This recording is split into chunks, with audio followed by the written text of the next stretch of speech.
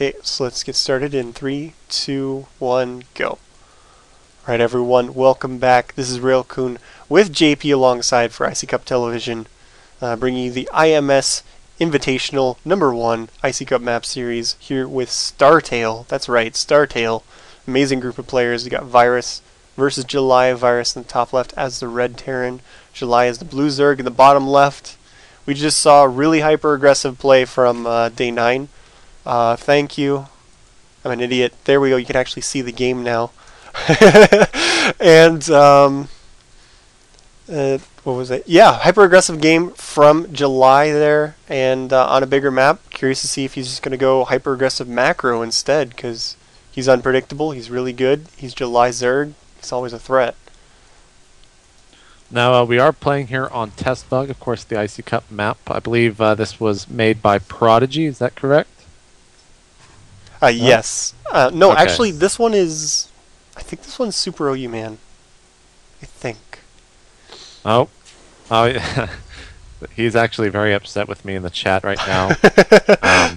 So, because he is acting out, I'm just going to say thank you to Prodigy for making these amazing maps for the IC Cup series. And I'm not sure who this other guy is. His name is very hard to pronounce. But Prodigy, you're the man. Wow. Well, Prodigy is the head of the map making team. So, ipso facto, whatever, yeah, you can kind of give some credit to Prodigy. But it was Super U-Man.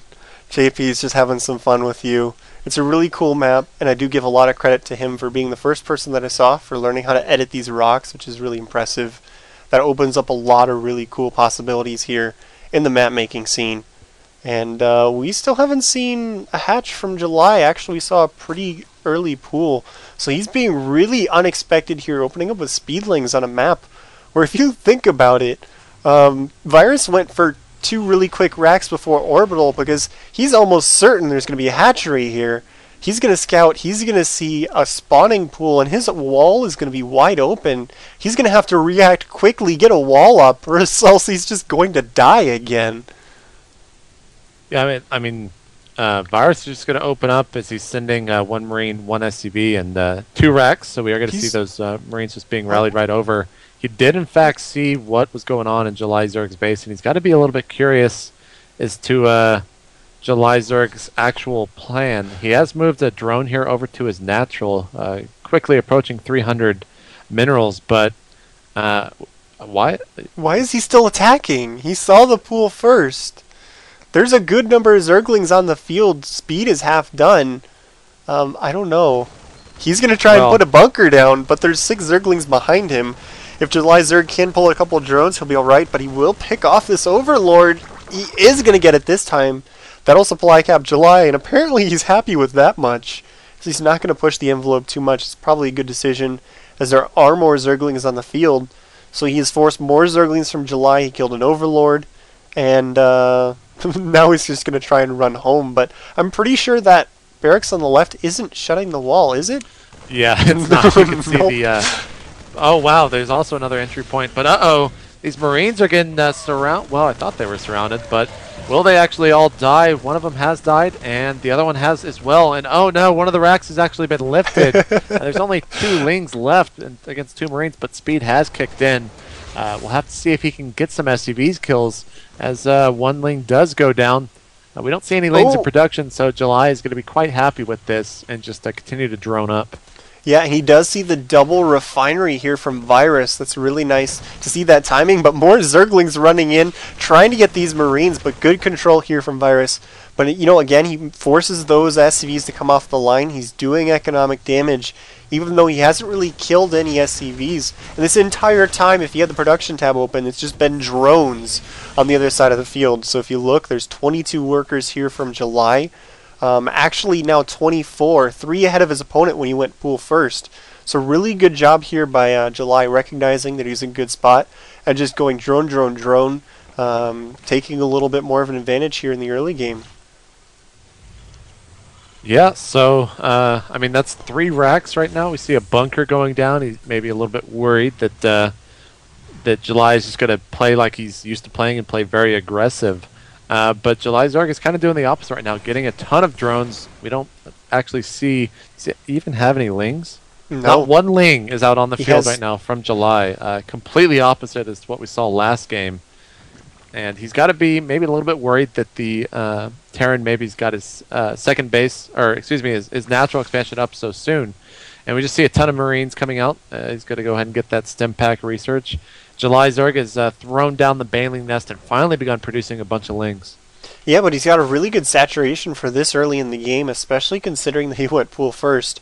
And now with Baneling Nest on the way, a lot of Zerglings, he's going to try and go for a bust here. And this might work out pretty well, because you can see that Virus has been sitting here saying, is he going to attack? Is he coming? Is he coming?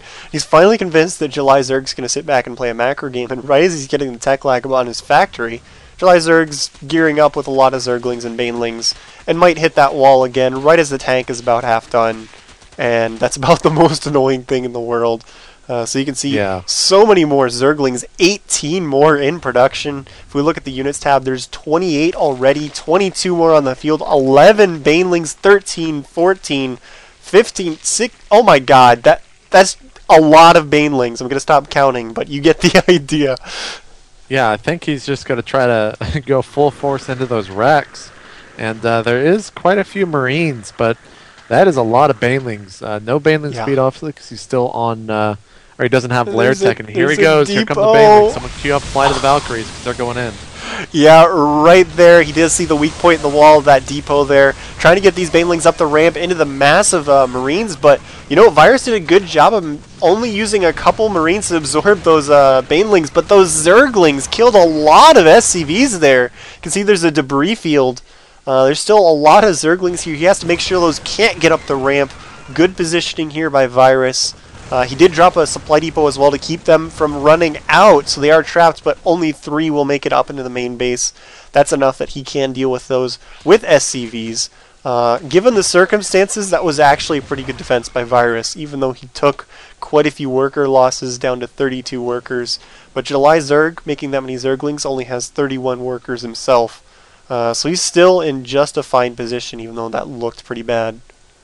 He's got quite a lot of Lings there in the middle of the map. Looks like he's going to finish taking out these destructible rocks and gain control of that Zelnaga tower. We do see him getting a lair, adding on a second extractor there in his main. Probably going to be going, I would suspect, Muta Baneling, something like that, as he's added on getting his 4th extractor at his natural and continuing to power drones right now. So we'll have to wait and see if he throws down that Spire. Typically, he's not going to go Hydra, so pretty sure we're going to be seeing Mutalisk here from July Zerg with all of these Lings. Yeah, I have seen some Hydra play recently, but since he's already seen the tanks, it's not very likely, like you're saying.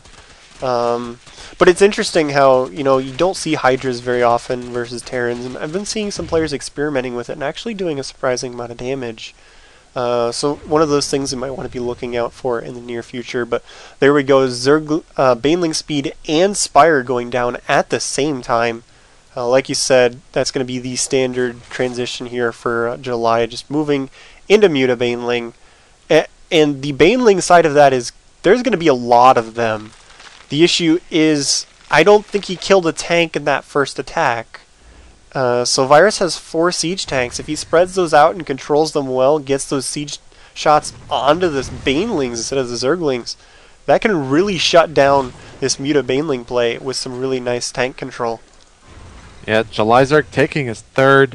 And you know, I didn't think I would ever be able to do this, but I gotta criticize July Zerg. You have no creep tumors out and a queen with 85 energy, and well, not anymore, as it just got utterly destroyed by those tanks and Marines. And here he goes with Banelings in the back. Oh wow, is he gonna be able to get any of the Marines? It's gonna be so... No, he does not get any of them.